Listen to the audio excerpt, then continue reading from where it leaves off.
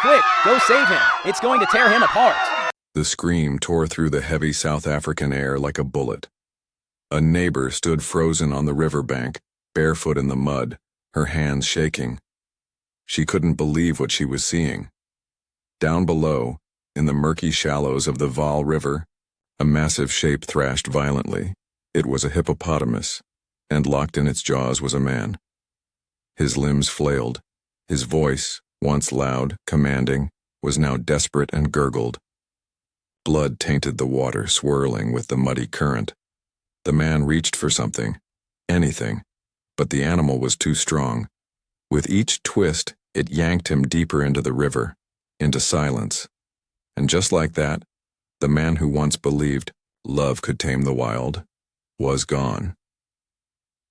Before we take you deeper into this shocking true story, don't forget to subscribe to Animal Story, the home for real, emotional, and unforgettable tales about the human-animal bond. From the beautiful to the heartbreaking, we tell the stories that leave you thinking long after the video ends. So hit that button and join our community of animal lovers today.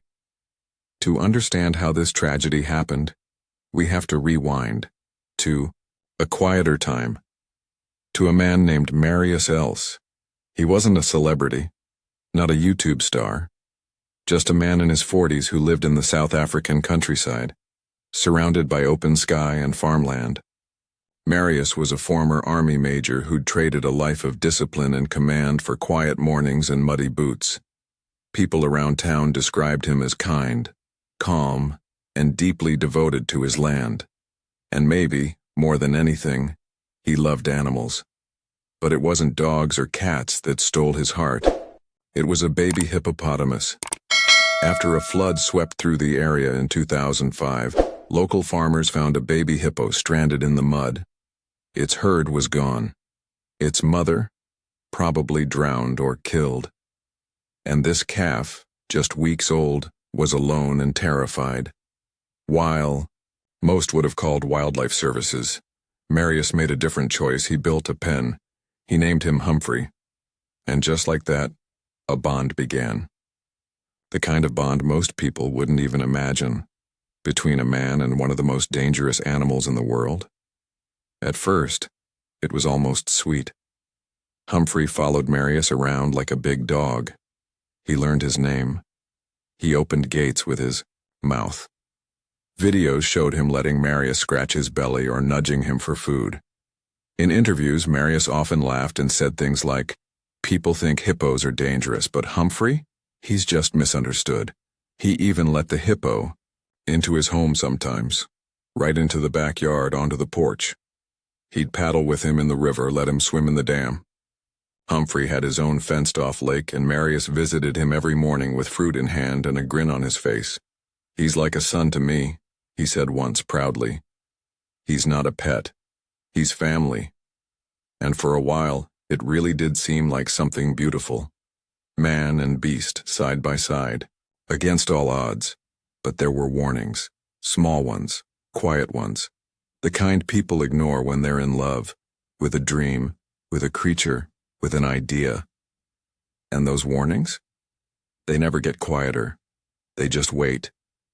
Because no matter how much we want it to be true, a wild animal is still a wild animal, and soon the world would find out in the most horrifying way imaginable. To understand why Marius Els would open his life and ultimately give it to a 2,600-pound hippo, you have to know who he was beneath the surface. Born and raised in the South African countryside, Marius wasn't someone who needed attention. He was steady, quiet, the kind of man who always helped a neighbor fix a fence or pulled someone's tractor out of the mud before they even asked. After serving in the military, he returned home with a certain heaviness in his eyes, like he'd seen too much, and was looking for peace wherever he could find it. He found that peace in wide open fields, in the stillness of the river, and in the animals he surrounded himself with. Dogs, cows, goats. His farm wasn't fancy, but it was alive. Marius talked to his animals like friends. To him, they weren't livestock, they were companions, souls. His wife said once, "If an animal cried, Marius felt it. But beneath the calm there was something else. Loneliness. He and his wife didn't have children, and while he never spoke about it much, people close to him said he carried a quiet kind of ache, a need to nurture, to protect, to bond. So when a baby hippo, abandoned, hungry, helpless, washed up after the flood, it wasn't just an animal Marius took in. It was a missing piece of his heart. The hippo, whom he named Humphrey, was no small task. Even as a calf, he weighed hundreds of pounds. Most farmers would have turned him over to wildlife authorities. Hippos are, after all, considered one of the deadliest animals in Africa. They're territorial, unpredictable, and aggressive by nature. But Marius didn't see danger. He saw potential, a challenge, a chance to prove that kindness could overcome instinct. He built Humphrey a large pen near the river with a private dam so he could swim freely, fed him sweet potatoes, apples, even corn. At first the hippo was cautious, but Marius had patience. He showed up every day, rain or shine, spoke softly, sat near him, waited, and slowly, amazingly, Humphrey started to trust. Within months the bond was undeniable. Marius would scratch his ears, ride on his back through the shallows, even nap nearby under the trees. He often posted videos or invited neighbors to see them together. Local news stations picked up the story. To the world it was incredible. A man and a hippo living side by side like something out of a fairy tale. And Marius leaned into it. "People don't understand," he told a reporter once. "Humphrey isn't dangerous, he knows me, I raised him, he's like a giant baby." Friends warned him, animal experts warned him. Even some neighbors grew nervous. "It's still a wild animal, Marius," they'd say. But Marius always shook it off. "He's my child," he'd reply. "He would never hurt me." And to be fair, there were no signs at first. No violent episodes, no snapped fences, no red flags. Just a massive animal who seemed to follow one man like a shadow. In his heart, Marius believed what he was doing was more than special. He believed it was a testament, a living, breathing example of what love could do. If he could raise a hippo like a son and earn its loyalty, maybe the world wasn't so broken after all. It was beautiful. It was bold, and it was exactly what made the ending so tragic. Because behind that calm exterior, Humphrey was growing. Fast. His tusks were coming in. His instincts, suppressed for years, were stirring. And soon, something would snap. The warning. Signs were coming, and when they did, no one, not even Marius, would be ready. For Marius Els, there was never a question. He didn't own Humphrey, he belonged to him. They weren't man and beast, they were family. Neighbors would often joke that Marius spent more time with that hippo than with any human being. And they weren't wrong. Every morning, just after sunrise, Marius would drive his ATV down to the dam with a bucket of apples or carrots balanced on the back. Humphrey would already be waiting, ears twitching, nostrils flaring, half submerged, in the water.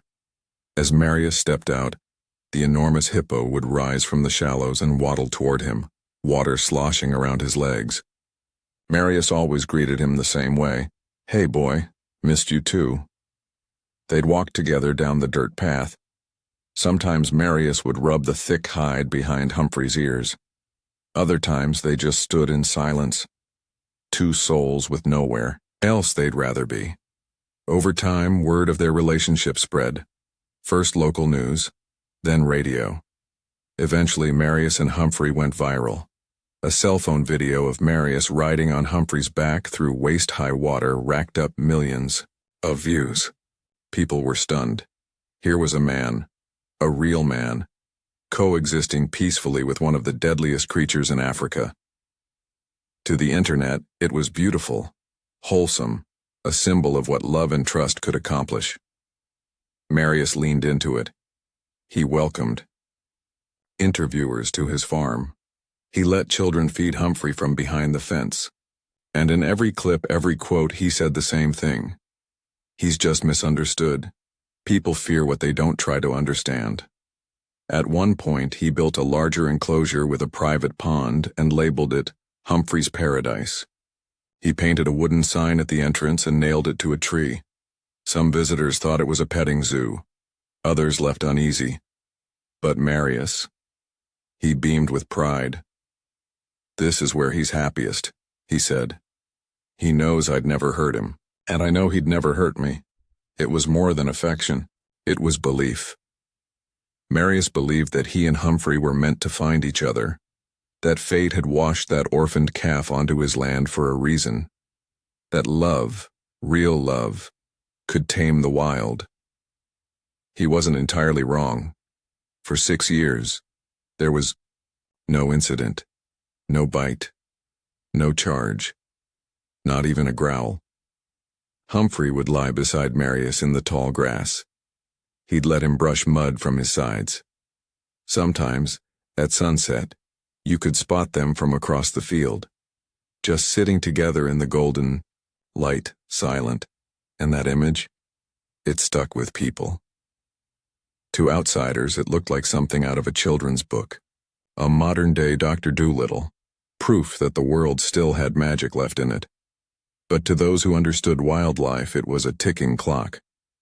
Veterinarians warned him gently. Conservationists warned him louder. Hippos are unpredictable.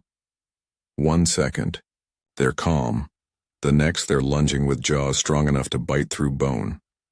"You're not raising a puppy," one expert told him. "You're living with a loaded gun." But Marius didn't flinch. He smiled and shook his head. "I know him. I trust him. I raised him. That matters more than instincts." And maybe, in his mind, it did. After all, love had worked so far. For 6 full years it worked until one day, it didn't. And when the moment came, it would be fast, violent, and irreversible.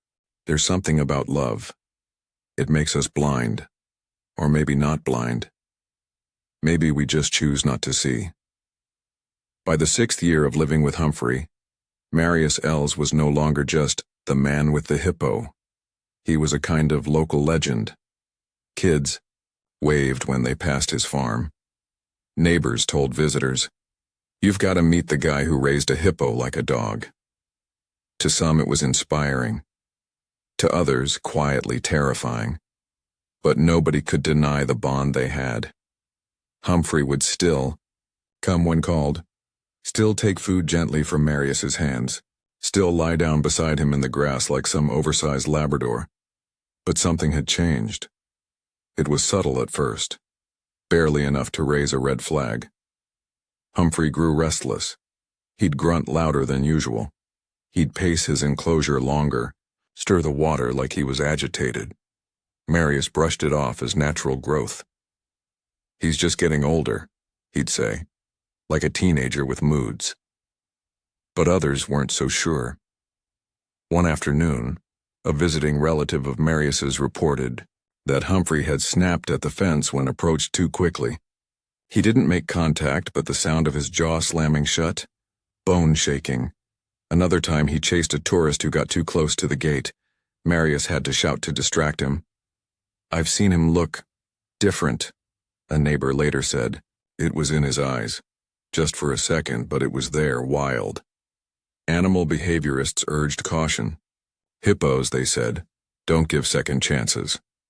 They're not domestic animals no matter how long they've been with humans.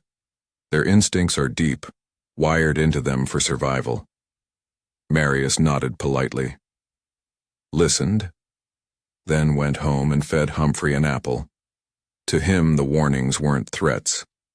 They were challenges to overcome, proof that no one else truly understood what he and Humphrey had.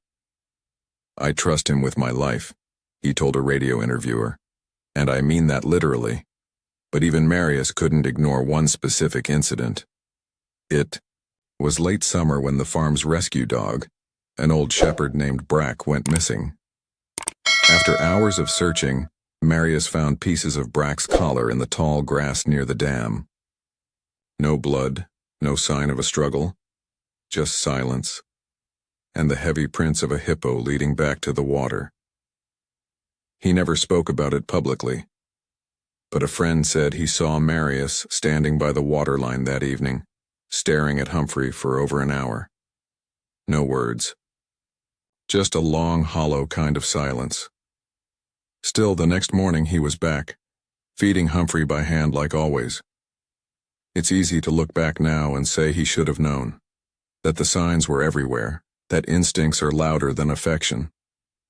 But when you build your life around something, when you raise it, defend it, love it with everything you have, it becomes more than a risk. It becomes a part of you. And how do you walk away from that? The final warning came just days before the end. A friend had dropped by the farm unexpectedly. He and Marius shared a beer on the porch, watching the sunset spill gold across the river. That's when they heard the noise. Something like a growl, but deeper, lower. They turned to see Humphrey in the distance, standing rigid, staring at them from the far end of his dam. His nostrils flared, his tail twitched. "Is he okay?" the friend asked. Marius didn't answer right away. He watched his hippo for a long moment, then took another sip of his beer. "He's just being protective," he said. "He doesn't like new people near me." Then, after a pause, "He's a lot like me, I guess." The friend left a little uneasy. He never saw Marius again, because soon after that sunset, the calm would end. And everything Marius believed, that trust could tame instinct, that love could outlast fear, would be put to the ultimate test. And this time, there would be no do-over. It was supposed to be an ordinary Sunday. The sun had just begun its slow climb over the horizon, casting long orange shadows across the fields. Birds chirped lazily in the trees. A soft breeze rustled the dry grass along the riverbank. And somewhere, in the distance, you could hear the low, familiar grunts of a hippo waking up. Marius Els was already outside. He was barefoot, coffee mug in hand, wearing a worn flannel shirt and faded jeans. His usual. It was his quiet time. No visitors. No press. Just him and the land. And of course Humphrey. As always, the hippo was waiting at the edge of the dam, ears twitching. Marius approached with calm steps, whistling softly, holding a bucket of fruit, the way he always did. There was no sign of what was coming. What happened next was not seen in full, only heard, only pieced together through the screams of a witness, a neighbor who'd come by early to return a borrowed tool. He stayed up on the hill near the fence, not wanting to intrude. Then he heard Marius yell, not a command, not a whistle, a scream. "No! Stop! Humphrey, stop!" The neighbor ran to the edge of the river. What he saw would haunt him forever. The water was churning. A massive shape, Humphrey, was dragging something through the shallows. Something human. Marius. The hippo had locked onto him, thrashing him back and forth like a rag doll. The water, once clear, turned dark, red. The neighbor screamed for help, grabbed his phone. But it was already too late. Experts would later say that hippo attacks are among the most violent in the animal kingdom. They don't bite to kill quickly. They crush. They maul. They drown. It didn't take long. Within minutes, Marius was gone. When authorities arrived, they found Humphrey near the far bank of the dam, calm, chewing on reeds as if nothing had happened. His massive body was speckled with red. He didn't run. He didn't charge. He simply watched. Marius's body was pulled from the muddy shallows hours later. The autopsy listed dozens of injuries, deep puncture wounds, crushed bones, massive internal trauma. There was no chance of survival. The man who believed love could conquer nature had died at the hands, or jaws, of the very creature he raised like a son. The story exploded across headlines. Man killed by pet hippo he raised for years. South African farmer mauled to death by his beloved animal. He thought it was family, it wasn't. People didn't know what to feel, horror, pity, shock. Some blamed Marius, called him reckless. Others mourned him as a man who simply believed too much in the goodness of nature. But everyone agreed it was tragic, and it could have been prevented. Humphrey was euthanized days later. There was no debate. Authorities couldn't risk it happening again. Not with an animal that size. Not after a kill like that. When they led him away, one of the officers reportedly said, "He didn't struggle. He just looked back at the dam like he expected to go home." The farm grew quiet after that. No more visitors, no more videos. Just a wooden sign. Humphrey's Paradise. Swaying in the wind above an empty field. The pond, once the heart of a strange but beautiful friendship, sat still, untouched. As if mourning. Locals say sometimes at dusk, you can still hear the faint echo of a hippo's grunt coming from the far reeds. But there's nothing there, only memory, only loss, only silence. What do we make of a love that ends in blood? Was Marius brave or blinded? Was Humphrey ever truly tame, or just waiting? And how close can we ever really get to something that was never meant to be ours? After the headlines faded, after the cameras left, and after the gates to Humphrey's Paradise rusted shut, all that remained was silence and questions. So many questions. Not just about what happened to Marius Els that morning by the river, but about everything that led up to it. How does a man come to believe he can raise a predator as family? How far should love go when it's up against nature itself? And most of all, could it have ended any other way? In the weeks after Marius's death, friends and neighbors gathered quietly to grieve. There was no big memorial, no live-streamed funeral. Just stories shared around kitchen tables, beer bottles sweating in the late afternoon heat, and that same heavy sentence whispered over and over. He really loved that animal. No one doubted that. Marius gave Humphrey everything. Food, shelter, attention, affection. He raised him from a baby. He believed, right up to the end, that trust was stronger than instinct. But trust, as it turns out, doesn't erase biology. Experts came forward quickly after the attack. Wildlife biologists, veterinarians, zookeepers. They all said the same thing. Hippos are not pets. They kill more humans in Africa than lions. They're unpredictable, territorial, and when they lose control, there's no stopping them. One researcher put it plainly. Raising a hippo is like sleeping with a lion and pretending it's a house cat. It may work for a while, but when the moment comes, there's no second chance. Still, not everyone blamed Marius. To some, he was a man trying to find connection in a world that often feels disconnected. A man who chose hope over fear. Who saw gentleness where others only saw danger. A man who wanted more than anything for love to be enough. And for a while, maybe it was. For 6 years, he and Humphrey lived in peace. Played, laughed, swam.